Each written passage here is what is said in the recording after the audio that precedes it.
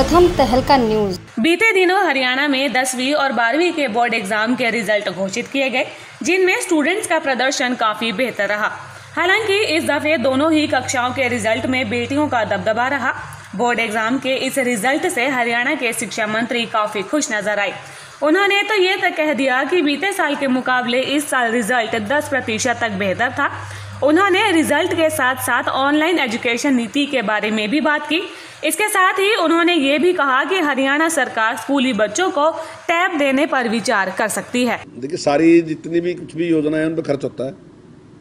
अब वो सारा का कितना खर्च हो सकता है, कितना अब कोरोना के इस दौर में हम कितना कर सकते हैं।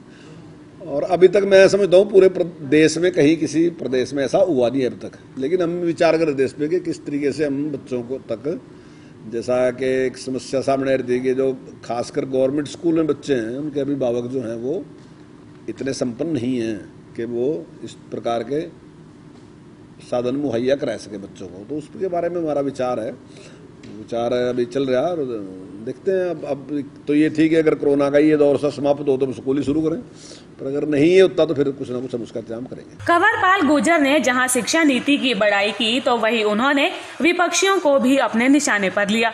मंत्री कंवरपाल ने तो विपक्षियों द्वारा पर्यटन विभाग की ओर से शराब बिक्री पर उठाए गए सवाल का जवाब दिया। उन्होंने विपक्ष पर तंज कसते हुए कहा कि अगर बार खोले जा सकते हैं तो बेचने में कोई दिक्कत नहीं है, और अगर अच्छी सेल होती है तो ये प्रदेश के लिए ही बेहतर है। इतनी खराब चीज़ है, अगर ये खराब है तो बंदी करो, शराबबंदी न करो।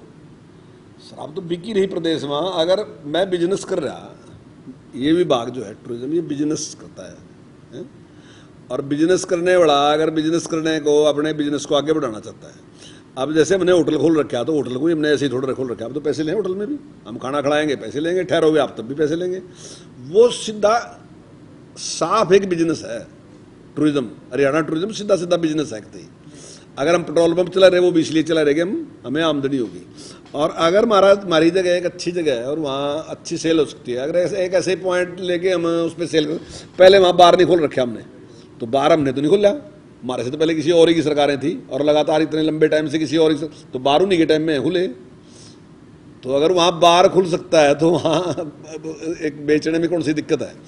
तो ये कोई विषय नहीं है, केवल इसलिए है कि उसकी आमदनी बढ़े, क्योंकि आजकल जिस प्रकार से ग्राहक तो है ही नहीं टूरिज्म में। अब आप हमारे पे तो क्या था, अब दूसरे होटलों में भी दिक्कत है। तो ऐसे में डिपार्टमेंट सोचा कि इसमें भी थोड़ा अगर हमारा काम बढ़ दे तो ठीक है, उसके लिए है, हम दूसरे लोग ठेका खोलें। मंत्री कंवरपाल ने तो हरियाणा को हरा भरा करने वाली योजना के बारे में भी राय दी।